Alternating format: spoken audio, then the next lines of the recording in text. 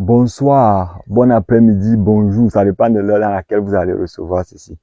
Aujourd'hui, on va connaître la quantité de semences qu'on a besoin pour mettre sur une superficie donnée. On va faire un simple exercice très simple. Comment est-ce qu'on va faire? J'ai une semence ici. C'est juste une semence. Je suis à l'intérieur d'une serre de poivron.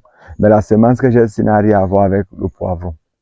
Maintenant, je veux connaître la quantité de semences que j'aurai besoin maintenant pour pouvoir planter peut-être 1 hectare.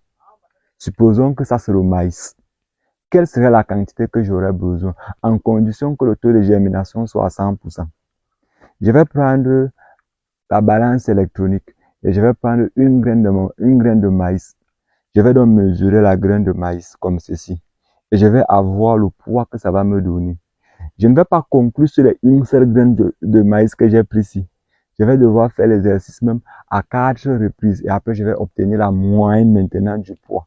La moyenne du poids que j'obtiens là. Si maintenant, dans mes 1 hectare, j'avais décidé de planter mon maïs 1 mètre entre les lignes, 1 mètre entre les plants, qui n'est généralement pas le cas, pour que ça me donne une densité de 10 000 plants de maïs, 10 000 pieds de maïs à l'hectare. Je vais maintenant prendre les 10 000 pieds de maïs fois maintenant la valeur que j'ai obtenue ici en grammes.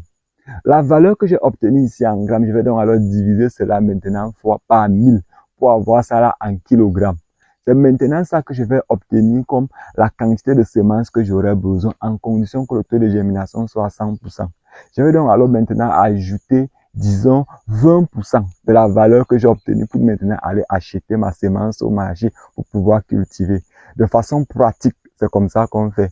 Et il faut faire attention. Veillez à ce que votre balance électronique soit toujours en grammes. Parce que si ce n'est pas en grammes, les résultats pourraient être biaisés. Merci.